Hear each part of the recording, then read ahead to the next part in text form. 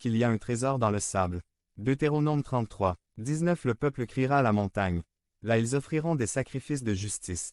C'est pourquoi ils aspireront l'abondance des mers et les trésors cachés du sable. Littéralement, aujourd'hui en Israël, une source de pétrole est découverte dans son désert. Dieu déclare également qu'il a choisi son propre peuple pour qu'il constitue un trésor spécial. Psaume 135. 4. Car l'Éternel s'est choisi Jacob, Israël, pour son trésor spécial. 426. Devenez membre de la chaîne et soyez un instrument de la parole de Dieu. Ne manquez pas cette opportunité d'avoir un impact sur des vies.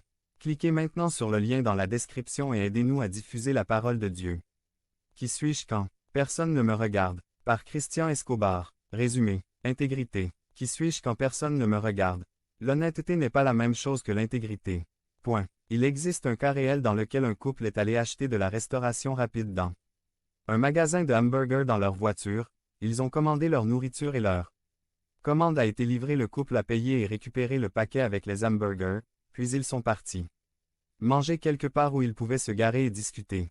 La surprise qu'a eue cet homme a été énorme, car en ouvrant le sac, il n'a pas trouvé des hamburgers, mais beaucoup d'argent. Apparemment, le vendeur a mélangé les colis et lui a donné le produit de la journée.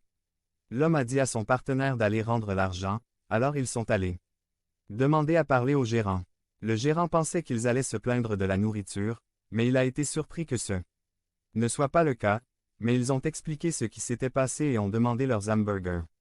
Le gérant a voulu appeler un journaliste pour que tout le monde sache l'apostrophe.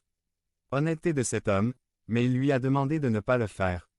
Il lui a demandé de ne pas le faire parce que la femme avec qui il se trouvait n'était pas sa femme, mais son amante et il ne voulait pas que sa famille le sache. Cet homme était honnête, il a rendu une grosse somme d'argent, mais il n'était pas honnête. Le mot intégrité est défini comme un tout et fait référence à quelque chose de complet, de plein, qui n'a pas d'espace vide ou qui n'est pas divisé. On peut être honnête, mais pas intègre, c'est-à-dire qu'on peut être divisé dans ce que l'on fait, plaire à l'un mais pas à l'autre. Mentez à votre famille, mais soyez honnête au travail.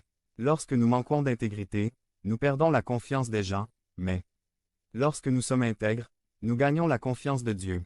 Job 2. 3. As-tu pensé à mon serviteur Job? Le Seigneur lui a encore demandé. Point. Il n'y a personne sur terre comme lui. C'est un homme droit et irréprochable, qui m'honore et vit à l'écart du mal.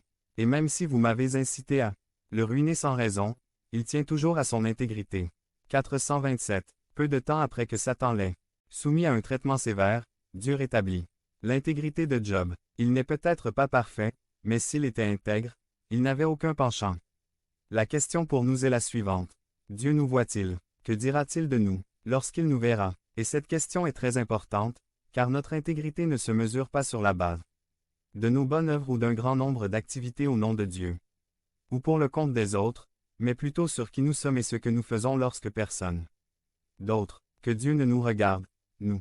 C'est dans les moments de solitude, lorsque nous sommes au travail et qu'il n'y a aucun autre chrétien avec nous, lorsque notre famille ne nous surveille pas, lorsque nous sommes confrontés à des tentations ou lorsque personne ne nous connaît que notre intégrité est mise à l'épreuve. Daniel 1, 8, 16.